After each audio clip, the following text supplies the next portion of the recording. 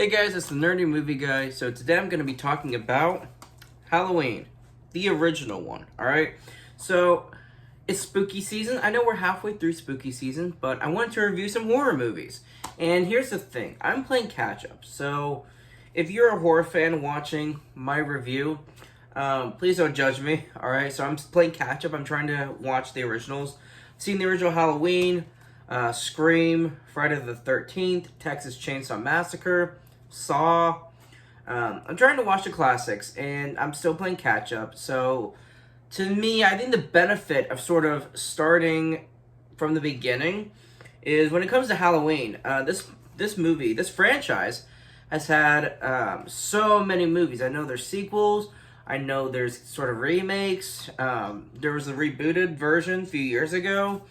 So the thing for me is I get to start from the beginning without comparing it to a different movie or to the reboots or anything. I get to just watch the very first one, and this was a pretty fun experience. I like this movie, and the thing about this movie that I think I appreciate the most is it wasn't, there wasn't a lot to it. And what I mean by that is there wasn't a lot going on when it comes to special effects, when it comes to the violence. It wasn't this dramatic, violent movie.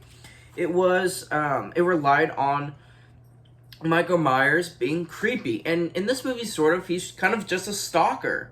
And I think that kind of built the suspense more for me, for not seeing these movies before. Is I know Michael Myers was the villain, but I didn't know his backstory, which was pretty cool to see for the first time.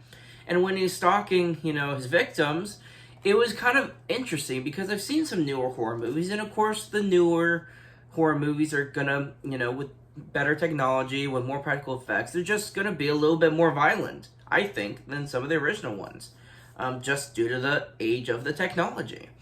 So for this one, just stalking them, I thought it kind of built the suspense. I was kind of on the edge of my seat, and I didn't have to, worry about anything being gross. I didn't have to worry about anything being too gory. I could just watch this at night, which I thought was a pretty great setting, and just enjoy the movie for what it is. And what it is a classic horror movie. So, there's really not a lot to it. As the movie's progressing, it's kind of throughout this neighborhood he's stalking. So you get to see multiple different characters, a few different kinds of kills, and then as he gets to that final house toward the end of the movie, the suspense kind of keeps building, because he has some kills throughout the movie, but toward the end, the final house is where he has multiple. So, of course, the cops are trying to find him. It just kind of builds a suspense to this final location. I thought that was pretty cool. I thought it was paced pretty well. There's character development between the villain and the main characters. And it was just a fun Halloween, no pun intended, movie.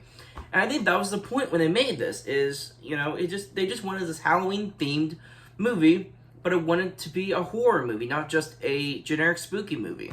So I appreciate this movie for what it is. I thought it was pretty cool. I think it stands the test of time. I think Michael Myers still is a classic horror villain, despite all of the movies they made for this franchise. And I think the original one still stands out. So it was a fun watch. I've watched the second. I'll probably review here in a little bit.